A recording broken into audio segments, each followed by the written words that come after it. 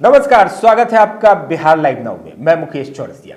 देखिए, एनडीए की सरकार बन चुकी है। एनडीए की सरकार को बने हुए 3 दिन हो चुके हैं और मंत्रिमंडल का भी विस्तार हो गया है, मंत्रालय भी बांट दिए गए, लेकिन अग्नि परीक्षा बाकी है। जब फ्लोर टेस्टिंग करेंगे, एनडीए की सरकार फ्लोर टेस्टिंग करेगी, नीतीश कुमार आगे दिखाएंगे कि उनके पास कितने विधायक हैं और विधानसभा में विधायकों की परेड होगी, तब सरकार पूरी तरह से पक्की होगी। बिहार की नई सरकार में सब कुछ ठीक नहीं चल रहा है, जैसा कि राजनीतिक विश्लेषक बता रहे हैं, जो विपक्ष है वो बता रहा है कि सब कुछ ठीक नहीं चल रहा है। हालांकि बीजेपी और जेडीयू ने सांठगांठ तो कर ली है, बीजेपी जेडीयू की तरफ से सरकार भी बना ली गई, लेकिन अगर हम बात करें जीतन राम मांझी की, बात करें चिराग पासवान की, तो खटपट अभी भी है। एक तरफ बीजेपी ने महत्वपूर्ण विभाग मांगे थे, लेकिन उन्हें वही विभाग लगभग दिए गए हैं जो आरजेडी को दिए गए थे। महत्वपूर्ण विभागों में जो गृह विभाग है वो मुख्यमंत्री ने नहीं दिया,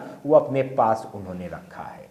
अब जो हम सुप्रीमो है जीतन राम मांझी, वो कहीं ना कहीं 2 विभाग के चक्कर में है। 2 मंत्रियों की बात की जा रही है। हालांकि संतोष मांझी को भी 2 विभाग दिए गए हैं। जीतन राम मांझी का कहना है कि उनके 2 विधायकों को मंत्रालय सौंपा जाए, 2 विधायक को मंत्री बनाया जाए। उन्होंने कहा है कि इसके लिए वो ऊपर तक, मतलब कि जेपी नड्डा और अमित शाह से भी बात कर चुके हैं। 2 मंत्रालय जीतन राम मांझी ने पहले कहा था। जीतन राम मांझी का कहना है कि उन्हें मुख्यमंत्री तक बनाने का ऑफर मिला था और राष्ट्रीय जनता दल की तरफ से।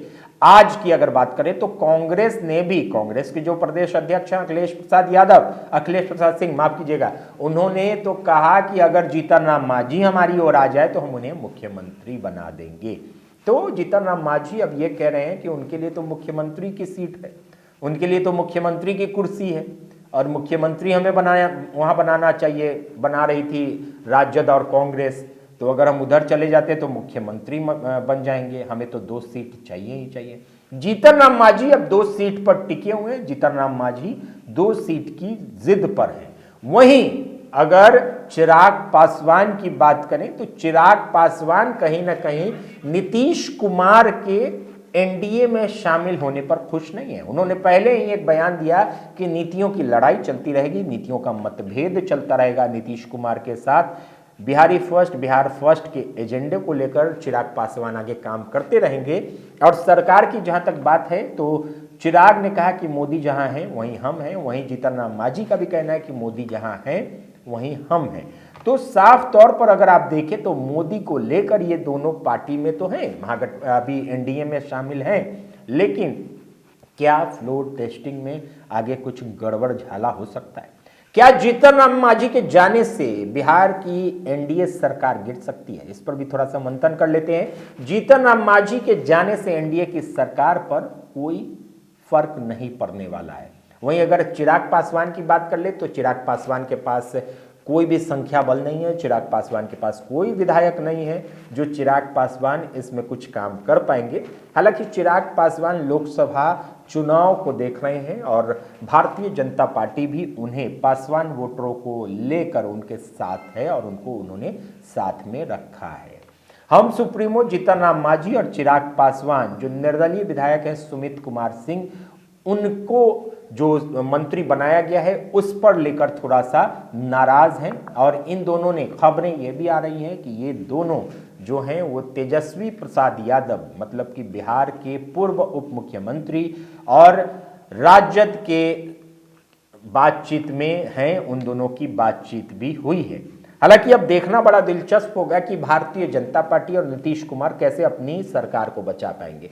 देखिए, नीतीश कुमार की जहां तक बात करें तो नीतीश कुमार बिहार की राजनीति में पारंगत हैं, बिहार की राजनीति में चाणक्य की भूमिका निभाते हैं नीतीश कुमार, और अपनी सरकार बचाने के लिए कुछ भी कर सकते हैं, इसलिए उनको कुर्सी कुमार भी कहा जाता है।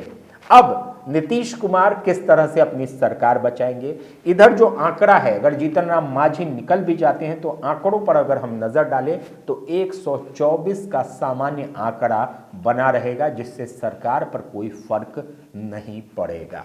अगर जेडीयू के विधायकों की बात करें तो नीतीश कुमार को जेडीयू के विधायकों पर, अपने विधायकों पर बहुत ज़्यादा भरोसा है। भारतीय जनता पार्टी के साथ उन्होंने सरकार तो बना ली है, लेकिन क्या फ्लोर टेस्टिंग में ये सारे उपस्थित हो पाएंगे, ये बहुत बड़ा सवाल है।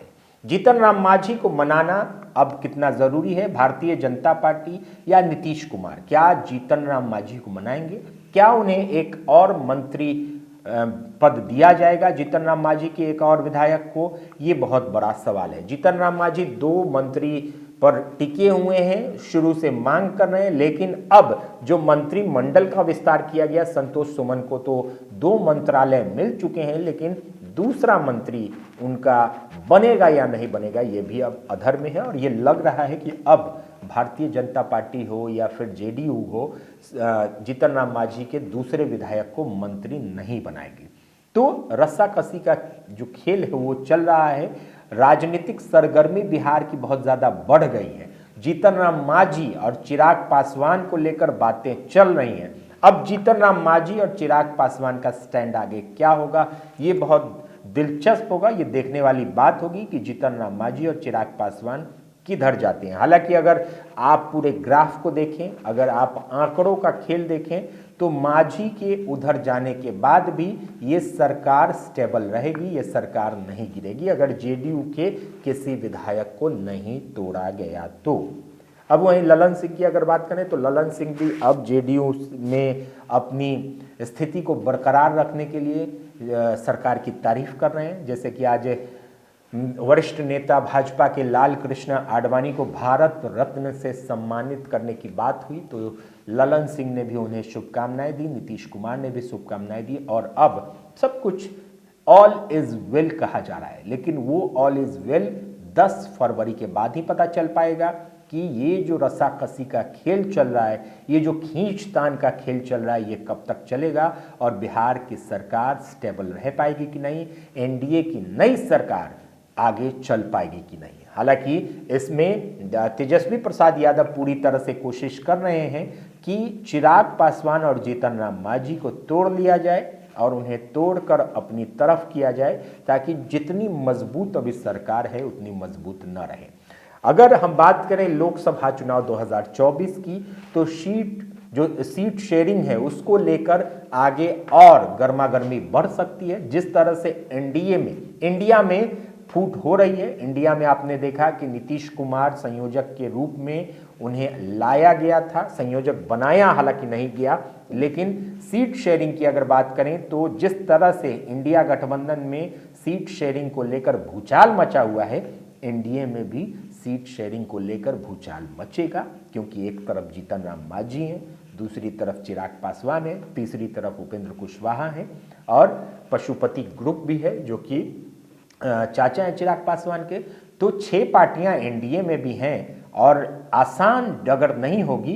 इसीलिए भाजपा अब हर चीज पर फूंक फूंक के कदम रखेगी कि उनका ये जो कुनवा है, उनका ये जो बिहार में नया गठबंधन है, ये आगे बढ़े, ताकि 25 का जो चुनाव होगा बिहार विधानसभा का, वो प्रशस्त हो और 25 में भारतीय जनता पार्टी अपनी सरकार फिर से बना पाए, 24 में उनकी जीत और बड़ी हो पाए। इसके लिए भाजपा पूरी तरह से सोच समझकर आगे की राजनीति करेगी। तो देखना बड़ा दिलचस्प होगा कि 10 तारीख को फ्लोर टेस्टिंग में एनडीए की सरकार कायम रहती है या नहीं रहती है, और एनडीए की सरकार अगर बन भी जाती है तो आगे सीट शेयरिंग में क्या होगा, ये बड़ा दिलचस्प होगा। बिहार की राजनीति से जुड़े हुए सारे खबरों के लिए बने रहें बिहार लाइव नाउ के साथ। अगर हमारे यूट्यूब चैनल पर आप नए हैं तो हमारे चैनल को सब्सक्राइब कर लें। अगर हमारे फेसबुक पेज पर आप नए हैं, आपने अभी तक हमारा फेसबुक पेज फॉलो नहीं किया है, तो बिहार लाइव नाउ को अभी फॉलो कर लें और हमारे चैनल बिहार लाइव नाउ को यूट्यूब पर सब्सक्राइब जरूर कर लें। आप हमारे चैनल को ज्वाइन भी कर सकते हैं, जहां आपको मिलेंगे स्पेशल कंटेंट। तो बने रहें बिहार लाइव नाउ के साथ। तब तक मुझे मुकेश चौरसिया को दीजिए इजाजत। नमस्कार। अपने सपनों के आशिया को दे एक नई पहचान माँ भवानी डेकोर प्राइवेट लिमिटेड के साथ, जो है ऑथराइज्ड डिस्ट्रीब्यूटर ऑफ कजारिया। देश की मिट्टी से बनी टाइल से देश को बनाते हैं। और जहां मिलती है सभी प्रकार के Indian and imported granite, marble, sanitary एवं कोटा स्टोन का अनोखा एवं आकर्षक संग्रह। माँ भवानी डेकोर प्राइवेट लिमिटेड मतलब a complete floor solutions. New 0 mile Dadar road, Muzaffarpur. Call 9934753111। Balaji international school, यहाँ सिर्फ टीचिंग ही नहीं, स्मार्ट, डिजिटल, पेपरलेस और मॉडर्न टीचिंग मेथड के जरिए बच्चों को शिक्षित किया जाता है। बालाजी इंटरनेशनल स्कूल आपके बच्चों को भारी भरकम स्कूल बैग से मुक्ति देता है। यहाँ बच्चों को हाईटेक स्मार्ट क्लास के जरिए पढ़ाया जाता है, जो बच्चों को बौद्धिक और मानसिक रूप से विकसित करता है। यहाँ योगा, डांस, पेंटिंग और क्रिएटिव लर्निंग क्लास के द्वारा बच्चों के चौमुखी विकास को निखारा जाता है। बालाजी इंटरनेशनल स्कूल में project and sets based teaching method का इस्तेमाल किया जाता है। भारत सरकार द्वारा लागू नई शिक्षा पद्धति के आधार पर पाठ्यक्रम निर्धारित किए जाते हैं। बालाजी इंटरनेशनल स्कूल, हम सिर्फ पढ़ाते ही नहीं, भारत का भविष्य बनाते हैं।